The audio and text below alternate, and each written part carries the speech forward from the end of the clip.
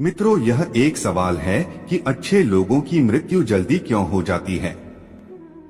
अक्सर यह देखा जाता है कि अच्छे से और धर्म से चलने वाले लोगों की मृत्यु अक्सर जल्दी ही हो जाती है। आइए जानते हैं इस सवाल का जवाब। उससे पहले आप सभी का आध्यात्मिक यात्रा चैनल में एक बार फिर से स्वागत है।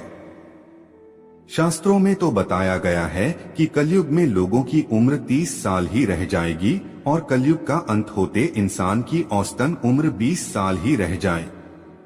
मित्रों, धर्म कोई सा भी क्यों ना हो, हर किसी में यही बताया गया है कि जिसने इस धरती पर जन्म लिया है उसकी मृत्यु निश्चित है। और अगर बात सनातन धर्म की करें तो इसकी एक मान्यता के अनुसार बच्चे के जन्म की छठी रात ही ब्रह्मा जी उसकी किस्मत लिख देते हैं, जिसमें उसके आने वाले कल जैसे विवाह, पढ़ाई, नौकरी, यहाँ तक कि मृत्यु की तारीख तक शामिल होती है।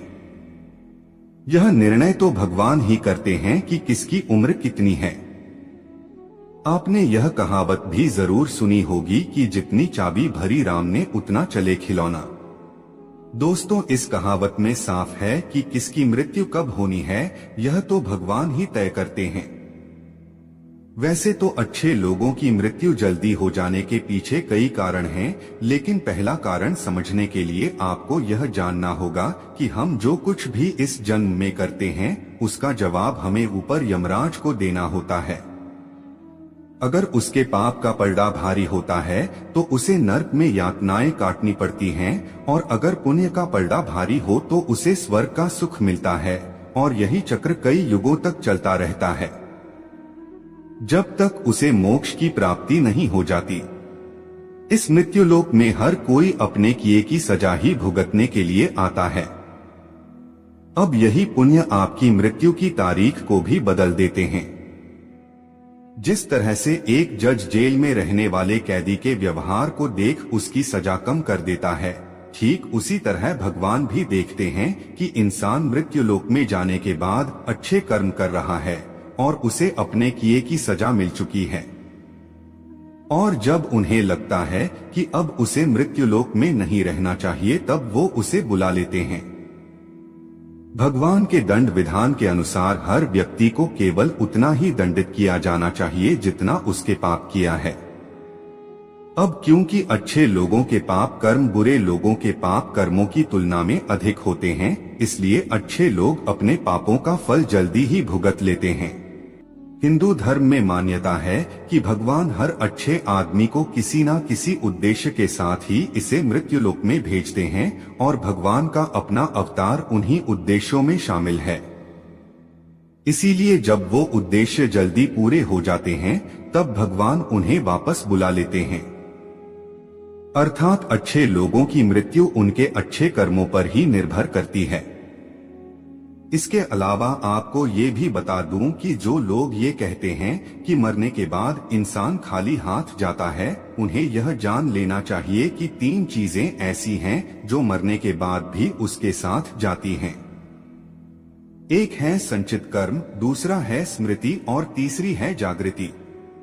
इसीलिए आप अब किसी से ये मत कहना कि आप खाली हाथ आए थे और खाली हाथ जाएंगे। क्या आपने कभी एकांत में यह सोचा है कि आपको यह मानव जीवन क्यों मिला है? तो दोस्तों, महाभारत में युधिष्ठिर महाराज के एक प्रश्न के उत्तर में भीष्म पितामह ने कहा था कि मनुष्य से बढ़कर कोई भी जीव नहीं है। आपको यह जानकर आश्चर्य होगा कि 84 लाख योनियों के बाद हमें मनुष्य जीवन मिलता है, और संसार के सभी प्राणियों में मनुष्य ही सबसे श्रेष्ठ है। इसकी वजह है मनुष्य में सत्य एवं असत्य का विवेक कराने वाली हमारी बुद्धि का होना। लेकिन इस धरती पर हम दुनियादारी के चक्र में कुछ इस तरह फंस जाते हैं कि हमारी बुद्धि सीमित दायरे में ही सिमटकर रह जाती है। हम सांसारिक सुखों को ही सब कुछ मानकर उसमें लिप्त रहने में ही अपना सौभाग्य और अपने जीवन की सफलता समझते हैं। यही गलती हम कर जाते हैं, क्योंकि इसके बावजूद कोई भी व्यक्ति यह दावा नहीं करता कि वह पूरी तरह से सुखी है। सच्चाई यह है कि हमें सामान्य मानव जीवन के उद्देश्य की पूर्ति के लिए निरंतर प्रयास करते रहना चाहिए।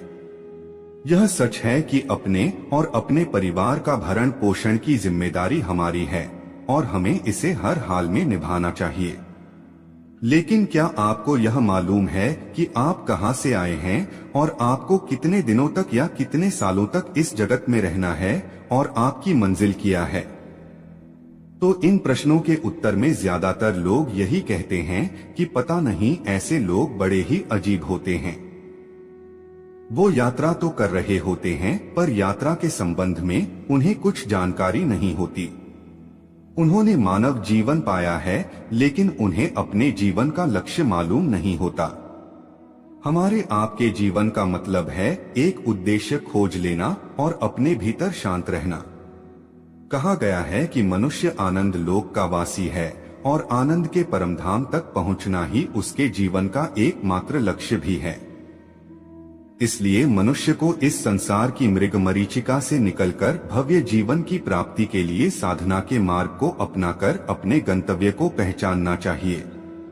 इसी तरह दोस्तों, श्रीमद् भगवद गीता में भी भगवान श्री कृष्ण कहते हैं कि ये एक आध्यात्मिक और ईश्वरीय जीवन का पद है जिसे प्राप्त करके मनुष्य मोहित नहीं होता। अगर कोई जीवन के अंतिम समय में भी इस तरह की स्थिति में हो तो वह भगवत धाम में प्रवेश कर जाता है। मनुष्य कृष्ण भावनामृत या दिव्य जीवन को एक क्षण में तुरंत प्राप्त कर सकता है और हो सकता है कि उसे लाखों जन्मों के बाद भी यह प्राप्त न हो। दोस्तों, यह तो सत्य को समझने और स्वीकार करने की बात है। भगवत गीता कहती है कि वास्तविक जीवन का शुभारंभ इस बौद्धिक जीवन के पूरे होने पर होता है। दोस्तों, इन सभी बातों से यह तो स्पष्ट होता है कि हम सभी एक निश्चित समय के लिए धरती लोक पर आते हैं और कुछ विशेष कर्मों को करने के लिए आते हैं।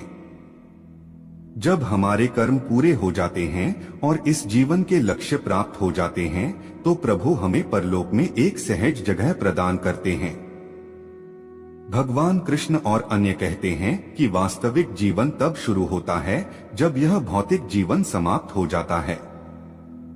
मित्रों, जो लोग सदाचारी होते हैं और जीवन में अच्छे कर्म किए होते हैं वे वास्तव में विशेष होते हैं।